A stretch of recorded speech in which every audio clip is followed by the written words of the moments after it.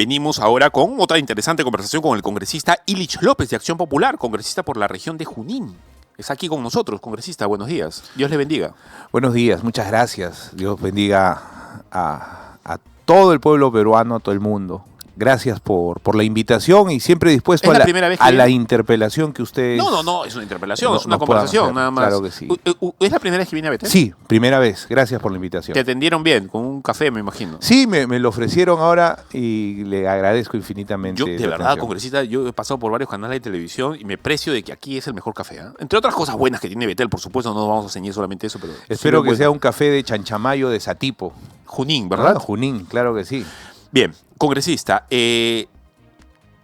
un grupo de congresistas ahora están promoviendo una moción de censura contra Gustavo Adriancén obviamente por la matanza en Patás. Han muerto 13 miembros de la seguridad de la minera Poderosa, primero secuestrados y matados como cuyes, así los han matado, como animales, a 13 seres humanos. Y según nuestras fuentes, ya habrían firmado más de 20 congresistas esta eventual censura. ¿Se requieren cuántos? 33 más, me parece. Sí. A ver, ¿cuál es la situación de este asunto? Mire, yo creo que este tema se debe abordar desde dos puntos de vista. Uno, que es el estructural, el de fondo, y lógicamente el tema coyuntural. Empecemos por el coyuntural. Y es que la coyuntura nos dice que el premier Adriancén está totalmente desconectado de lo que sucede en el Perú.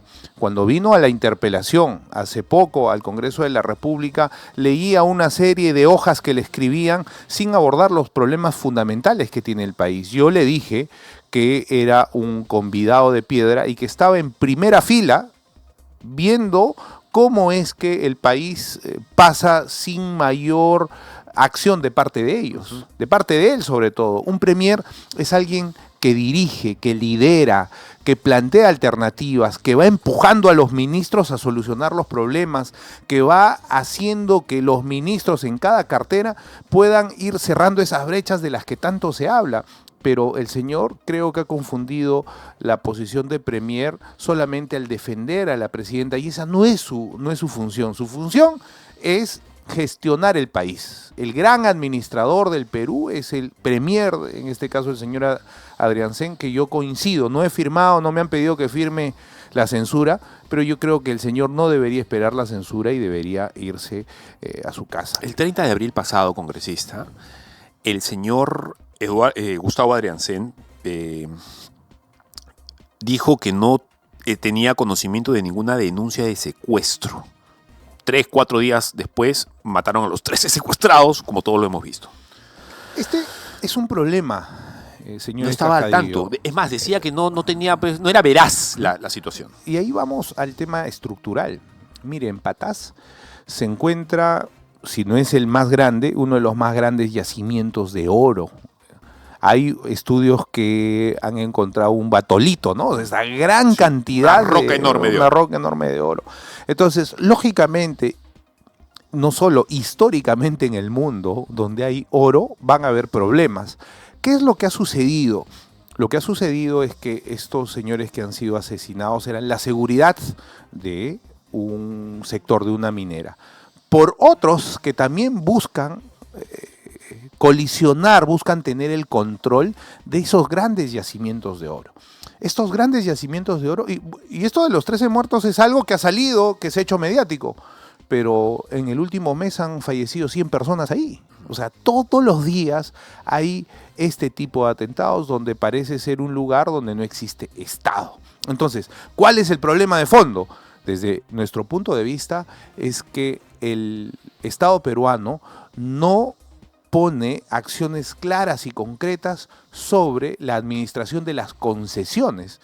Hay pocas empresas concesionarias que en el papel tienen grandes extensiones de concesión, pero no explotan todo, explotan solo el 1 o 2% como máximo de todas las concesiones. Y hay una gran cantidad de pequeños mineros artesanales, llámense informales, entre otros, que están produciendo Están explotando en esas ¿Para la concesiones. subsistencia o un poco más de subsistencia? No es la subsistencia. Porque el señor Noblesí acaba de decir eso. No. Lo hacen por subsistencia nada más. Yo discrepo, no es por subsistencia. Es más, porque esos pequeños mineros que sacan mineral llevan a las plantas de tratamiento del mineral y pagan. Y esas plantas de tratamiento son las que luego exportan al mundo el oro, que no sale en lingotes de oro como ya se hace el procesamiento en otros países, ¿no? Sino que sale a través de la materia prima que se llama el doré, ¿no es cierto? Que es una barra de doré, no es oro. Eso se exporta al mundo y en el mundo lo refinan y sale el lingote de oro que va vendido a los bancos centrales de reserva. Entonces, ese es el control de toda esta gran... ¿Y por qué no se puede hacer eso en Perú y vendérselo al Estado? O sea, que haya un estanco de oro en donde el Estado compra el oro de cuanto informal, legal, etcétera. Hay un reparo de parte del BCR. Nosotros desde la Comisión de Economía, yo soy presidente de la Comisión de Economía, hemos visto este tema y tiene que ver con las economías ilegales. Entonces, por eso acá no solo se necesita una ley como este tema del Reinfo, o no solo se necesita una acción de parte del Ministerio de Energía y Minas, sino se necesita abordar el problema estructural. Y lo estructural es que hay grandes extensiones de terreno concesionadas por empresas que explotan el 1%. Y en esas otras partes donde no se explota, entran los informales, que a la vez no son tan informales, ¿ah? Porque lo que explotan los llevan a plantas de procesamiento, donde estas plantas de procesamiento pagan impuestos y si son exportadas, son formalizadas. O sea, van entre la formalidad y la informalidad. Una salida no sería que no se venda al extranjero, sino que el Estado tenga la prerrogativa de comprar. La orden de comprarles, de venderles solamente al Estado y nada más. Claro, ahí tenemos un problema de constitucionalidad en la Constitución. ¿Qué dice la Constitución? Básicamente que el Estado no puede meterse en las actividades privadas. Eso dice en el rol subsidiario del Estado en el capítulo económico. Sí. Entonces, ¿qué quiere decir eso? Bueno, usted trabaja el oro, procesa el oro, yo Estado no me puedo meter en el oro. Entonces, por eso se necesita abordar el problema de una manera integral. Por un lado, el Estado peruano, a través del gobierno, del Ministerio de Energía y Minas, Ministerio del Ambiente, debe plantear una solución. Por otro lado, la Comisión de Constitución, para ver si hacemos una salvedad estructural en la Constitución. La verdad, la vida cambia, la coyuntura cambia, la realidad cambia y seguramente podemos pensar en eso. En los 90 se dieron estas grandes concesiones ¿Por qué? Porque en los 90 no éramos sujeto de crédito en el mundo. Claro. El Perú estaba devastado y el gobierno de Fujimori necesitaba atraer inversión. Y esas concesiones se dieron por $3 el metro cuadrado, que era un huevo roto. Pero era necesario en ese momento para que vengan las inversiones. Ahora ha cambiado. Como nunca antes en el mundo, la onza de dólares, casi 33 gramos de oro, cuesta $3.320. Ya, sin embargo, congresista, no sé qué posición tendrá usted ideológicamente, pero yo no soy un hombre de izquierda, creo que todo el mundo sabe, pero en Patás las carreteras son trochas. A ver, los colegios se caen a pedazos, de verdad, literalmente son trochas, no hay una carretera que llegue a Patás, salvo como se llegaba hace 200 años en lomo de bestia. Sí, y ese lugar que tiene, o uno de los lugares, como usted bien dice, que tiene una roca de oro enorme además de toda la riqueza que ya salió. ¿Cómo es posible? ¿Cómo se entiende este asunto de mientras tanta riqueza hay en Patás, la situación de la gente común es la de hace 150 años? Sí, esa es una de las grandes desigualdades que se tiene en el Perú. Por un tema constitucional, pero el aprovechamiento de ese espacio constitucional, que yo estoy de acuerdo, que el Estado debe ser promotor, más no un Estado intervencionista, y totalmente de acuerdo, alejado con la participación del Estado. El Estado, considero, debería ser, por ejemplo, lo que pasa en Chile. Cuando entran este tipo de conflictos en Chile, las cortes chilenas deciden en favor de lo que le conviene al Estado chileno. ¿Qué es? Por ejemplo. En el caso de Chile, ¿qué ha sido? Por ejemplo, estas grandes concesiones no podían ser explotadas por el que tiene la concesión, o sea, el que tiene la propiedad temporal de este 100%, le ha dado las concesiones legalmente a los que sí la podían explotar. ¿Por qué? Porque al final ellos también pagaban impuestos. O sea, el terreno lo ha partido en varios pedacitos para que varios lo hagan. De quién lo pueda explotar. Eso es lo que más o menos ha tratado de hacer esta norma del reinfo, ¿no? De hacer que por cierto, yo voté en contra, pero más allá de ¿por qué? Por la premura de cómo se hizo esto. Sin embargo, trató esta norma, este planteamiento de formalizar a los informales de esa manera. Puede ser válido el argumento, sin embargo, como le digo, el tema debe ser más estructural. O sea, a esas 3, 4, 5 concesiones, de la concesión de oro, una empresa, que es la minera Poderosa, maneja el 80% de toda la concesión. Otras 2 grandes manejan solo el 20%. Y debajo de ella hay miles y miles y miles de mineros artesanales, mineros informales, como se les quiera llamar, pero que están esperando explotar. Al Estado le conviene que se explote o que no se explote toda esa área. Le conviene que se explote, pero también le conviene que se explote y que se paguen impuestos. Que ese dinero vaya a las arcas del Estado para poder hacer las carreteras, para poder invertir en infraestructura, en educación, en todo lo que se dice. Entonces hay que ordenar un poco la geografía del Perú al respecto. No sé si van a llegar a los 33 votos más que se necesitan para la presentación formal de la censura contra el Premier, que me imagino que están impulsando congresistas como usted, congresista Illich López. En medio de esto, me parece bizarro este asunto, incluso hasta increíble, que el general PNP Víctor Sanabria, contra el cual no tengo nada, es más, sé que es un hombre de chamba que está esforzándose bastante, ha sido captado, como en este video de Panorama del fin de semana, el congresista, se lo comento, a ver qué cosa opina usted, captado en el Hotel Bolívar, mientras Gustavo Adrancén, el premier, estaba diciendo que no había ninguna denuncia en Patás. En ese mismo momento el señor Sanabria estaba celebrando su cumpleaños el 30 de abril en medio de 13 trabajadores secuestrados. Las imágenes están en pantallas. Sí, mire, es lamentable un poco la frivolidad con la que los que dirigen el país abordan estos temas.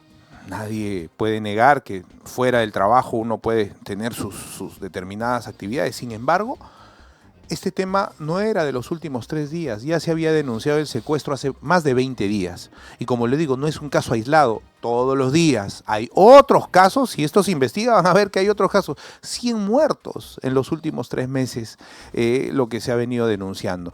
Y lógicamente el señor Adrancén, como le digo, no sabe nada. No sabe absolutamente nada de lo que pasa en el Perú. Pero la pregunta es, ¿van a llegar a los 33 que le faltan? ¿Cómo lo ve usted? Yo considero que sí. Es más, yo considero que... Objetivamente, porque lo que usted quiera es una cosa, pero lo que va a ocurrir en la realidad puede ser otra cosa diferente. Sí, yo considero que acá es la oportunidad que tiene sobre todo la presidenta de la República de poner a alguien que conozca, que tenga liderazgo al frente en esta época ya de transición. Mire, estamos a poco tiempo de elecciones, de que empiece un nuevo gobierno y debe dársele al nuevo gobierno sobre todo la organización estable, con las cuentas claras, y eso no lo va a poder hacer el señor Adrancén porque no sabe cómo hacerlo. Ha sido un premier desde que ingresó totalmente dedicado a temas ajenos al desarrollo del Estado peruano. ¿Deberían vacar a la señora Dina Boluarte? Mire, la vacancia tiene un procedimiento y ese procedimiento supone requisitos. Si tiene algún tipo de requisitos que marquen el procedimiento, debe hacerse lo que diga la ley. Yo siempre estoy de acuerdo en que en el Perú se respete la ley para el congresista, para el presidente. Y si la ley dice que hay el requisito de vacancia y que ha incurrido en una falta tan grave que amerite una vacancia, debería saberse. Lo del caso del doctor Cavani podría significar una eventual vacancia o un pedido de vacancia. Recuerda usted, el fin de semana un dominical ha sacado, lo ha entrevistado al cirujano o al ex cirujano de la presidente y el señor ha confirmado, o por lo menos ha contado claramente que fueron de 5 intervenciones, 4 por cirugía estética y que fueron días en los que la señora se ausentó. Tenemos el pequeño videíto del médico congresista. Póngase los audífonos para que pueda escucharlo bien y veámoslo, por favor. Adelante. ¿Qué cirugías entonces usted le practicó a la presidenta Dina Boluarte? Ya que el juzgado a través del juez supremo ha autorizado el decir la verdad y decir las cirugías, ella se realizó en primer lugar la cirugía de nariz, una rinoplastía, con septumplastía, la parte de rinoplastía estética y la parte de septumplastía funcional. Corrigió el septum y a la vez los cornetes. Esa es la primera. Otra cirugía que se realizó fue en los párpados inferiores, se llama blefaroplastía inferior transconjuntival. La otra cirugía que se realizó fue el injerto graso en surcos nasogenianos y en zonas del rostro. Y finalmente se hizo colocación de hilos de sustentación absorbibles en el rostro, a cada lado del rostro, para rejuvenecimiento. ¿Cuántas de estas cirugías fueron estéticas y cuántas fueron funcionales? Todas fueron estéticas. ¿Qué opina usted, congresista? Mire, acá hay un grave problema, porque la presidenta Dina Boluarte está inmiscuida en este problema simplemente por no decir la verdad. Yo le dije y le sugerí hace algunos meses, cuando se criticaba de esto y muchos decían que se hizo la cirugía, bastaba con que la presidenta salga a decir: sí, señores, me hice la cirugía por X motivos, por un tema estético, médico, hasta por un tema de desarrollo personal, podría decirlo. Pero lo tuvo que decir y tuvo que hacer lo que dice la norma. Si eso ha generado que ella se ausente, ha debido delegar a quien corresponda para su ausencia.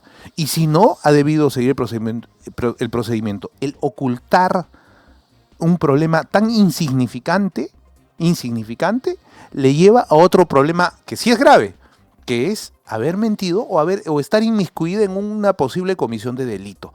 Entonces, en general, la reflexión que los políticos, sobre todo cuando tengan una responsabilidad tan grande al frente del país, deben poner las cosas sobre la mesa. La transparencia es fundamental en el ejercicio del poder de administrar el poder en el país, ¿no? Entonces, yo no sé, vamos a ver sobre las denuncias si esto configura un tema de vacancia o qué sé yo.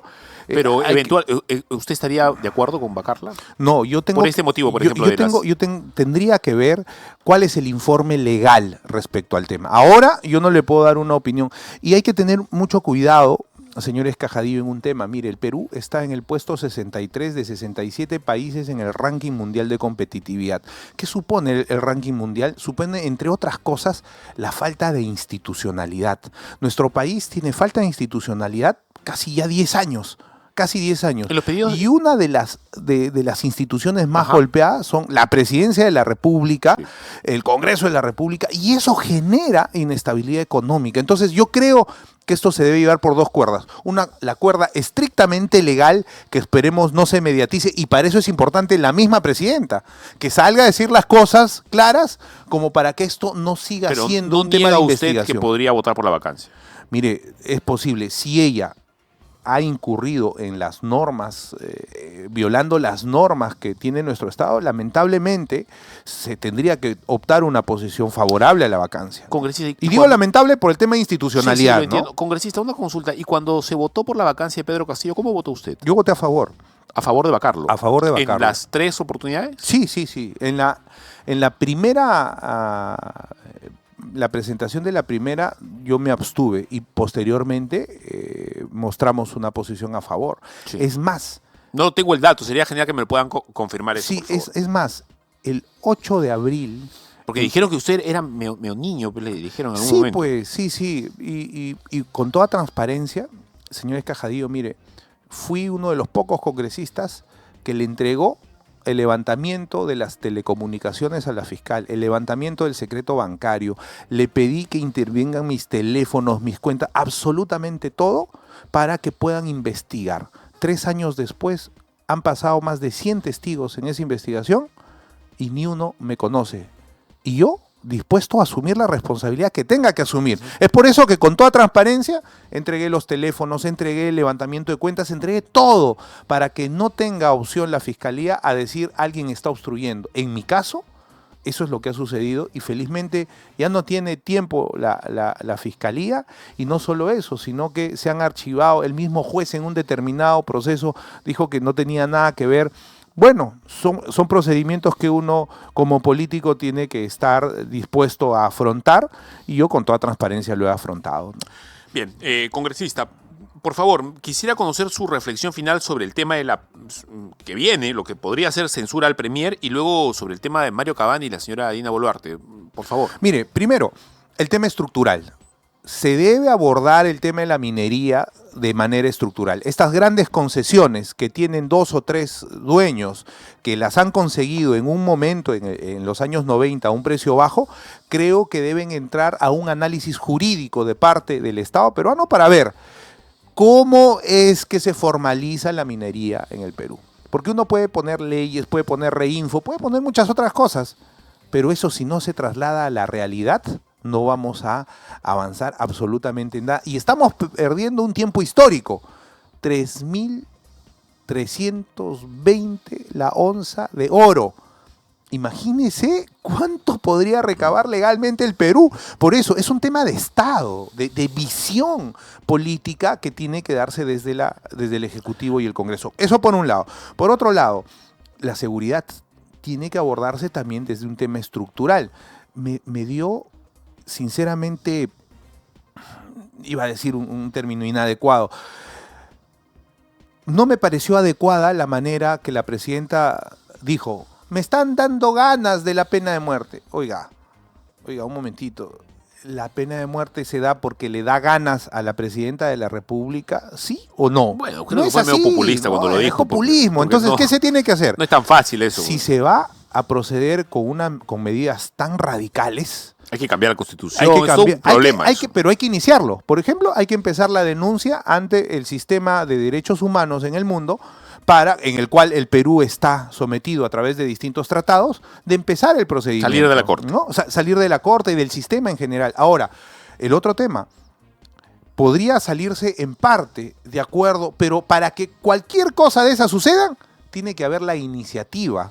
O sea, Entiendo. la iniciativa de hacerlo. No se puede alegremente decir, me están dando ganas. Oiga, que le dé ganas de sus cirugías, pero este tema no puede el Perú esperar a las ganas que tenga una persona. Tiene que manejarse de manera estructural. Última pregunta. ¿Llegó tarde la afirmación del señor Barrenechea de decir, me voy a comer ahora todos los chicharrones posibles? No sé si es muy tarde. Ya la imagen de Pituco que no quiere comer lo que come el pueblo, ya creo que ya está ahí puesta, ¿no? En política cualquier cosa puede suceder. Para empezar. En segundo lugar... Se lo pregunto porque él es el candidato, o podría ser el candidato de Acción Sí, Popular. Alfredo es un candidato que conoce mucho del tema del Perú. Yo coincido con él, por ejemplo, en que nosotros, los políticos, debemos conocer historia y geografía del Perú. Para hablar un poco de Junín, ¿no? Junín, la región a la que represento. No me toreé, congresista. No, ahorita le habló de los chicharrones. Responde del chicharrón. Primero, el agua. Hay que resolver que en las cabeceras de cuenca se hagan los grandes represamientos para garantizar el agua, que es una megatendencia mundial. En este momento Egipto, Etiopía y Sudán están en una posible primera guerra mundial por el agua, y el Perú no debe ser ajeno a ese tema. En segundo lugar... Situación geográfica de desierto en esos países como lo es el Perú también. Claro, por lo menos, como lo es Lima. El también. 70% de la cuenca del Atlántico, que va al río Amazonas, tiene el 30% de la población. Y el 60% de la población que está en la costa solo tiene el 30% del agua que está en la cuenca del Pacífico. O sea, el agua está donde no está la gente y viceversa. La gente está donde no está el agua. Es por eso que cuando un político conoce geografía, va a poder plantear alternativas respecto a la solución y del los tema. políticos también parecen conocer de temas taurinos, porque me está toreando la pregunta. Bueno, se la vuelvo a preguntar. Se la vuelvo a preguntar para la gente que recién se conecta. Señor Barrenechea muy tarde ha dicho eso de que se va a comer todos los chicharrones posibles ahora en la candidatura, puesto que al no querer comérselo en la anterior ya ha quedado como el tío pitucón que no come el chicharrón que come usted como yo en la carretilla, ¿no? El medio asquiento. Entonces no sé si le sirve, llegó muy tarde o si le va a servir. Respecto al tema taurino, no me gusta mucho la tauromaquia, todos esos procedimientos, no soy muy aficionado al tema. Respecto al tema de Alfredo Barnechea, creo que más allá de que se coma o no los chicharrones, que me parece bien que se los coma, porque es parte de la cultura peruana, me parece bien también que se destaque la participación de él y otros candidatos en Acción Popular. ¿Por qué? A diferencia de otras franquicias, de otras tiendas políticas, a diferencia de otros partidos, en Acción Popular sí hay elecciones internas. Y eso le va a hacer bien si es que se comen todos los chicharrones a Alfredo Barnechea y también a los otros candidatos para participar en las elecciones internas. ¿Usted va a postular de nuevo al No, Senado? no voy a postular al Senado ni a la Cámara de Diputados. Tengo la solicitud que también me La anima región. mucho a postular a la región Junín, siempre en cuando el partido decida que yo pueda ser el candidato a esa región, que ha sido una región muy golpeada, por ejemplo, por la desastrosa gestión que ha hecho Vladimir Cerrón. ¿Cómo está en la calle Cerrón ahí? De verdad, eso es una incógnita, porque los amigos de Perú Libre dicen que Cerrón está súper bien, súper vindicado por la gente, y los contrarios dicen que más bien no lo quieren ni ver. ¿Usted que es de allá? Mire, yo creo La que, firme, yo ¿cómo creo es? que Vladimir Cerrón, aparte que me retó a un debate hace poquito por las redes sociales, lógicamente debate al que no asistió por las redes sociales, porque así como se escapa de la justicia, se ha escapado también del debate. Entonces yo públicamente ya le dije que si va a retar algo, cumpla su palabra. En segundo lugar, respecto a su posición, siendo médico, ¿Cómo lo siente la gente ahí en la calle? siendo médico, pudiendo resolver un problema tan básico como el de anemia en los niños de Junín, no lo resolvió.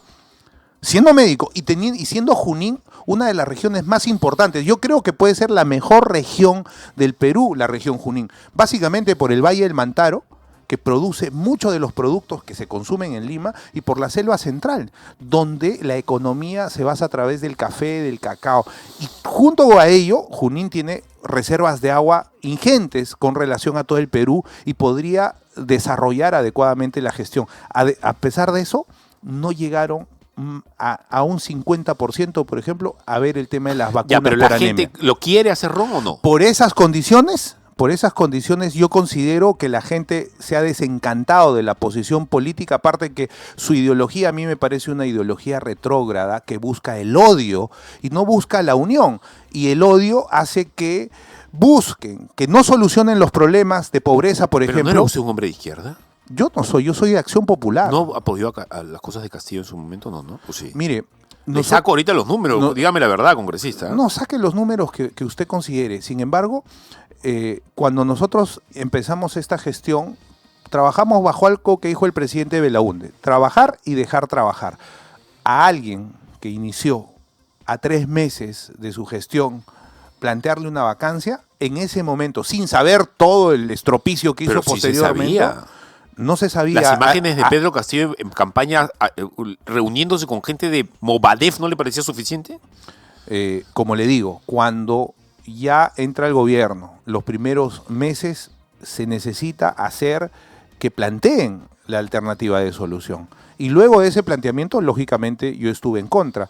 Sin embargo, fui concreto, fui directo y sobre todo un tema que nadie se acuerda: el 8 de abril en el Coliseo de Huanca, yo fui el único congresista que estuvo en toda esa manifestación de Huancayo, Jauja y el Valle del Mantaro, y públicamente le pedí al señor Castillo que renuncie y que dé un paso al costado. Entonces, claro, eso no se dice porque a algunos adversarios no les conviene que se diga. Sin embargo, se hizo eso y se enfrentó también las políticas intervencionistas de las que ahora el señor Vladimir Cerrón se jacta. Por ejemplo, él dice que hizo una revolución en hospitales. El Hospital Carrión, que es uno de los más grandes en Huancayo, ¿sabe cuándo recién se entregó la obra? El año pasado. Se liquidó la obra, después de casi 15 años de haber iniciado su construcción. No solo eso, el Hospital del Carmen en Huancayo quedó hasta ahorita inconcluso. El hospital, y no solo él, sino ha dejado, mire, esta es una alianza contra natura, porque ha dejado en su segundo gobierno a su sobrino, al señor Orihuela, que ahora pretende ser gobernador, pero ya no por Perú Libre. Se ha juntado con Podemos Perú del señor Luna y ahora pretenden volver al gobierno a través de eso. Entonces, esas son las incongruencias que tienen algunos políticos solamente con el fin de llegar al gobierno. Bueno, congresista, si postula a la región, véngase para acá.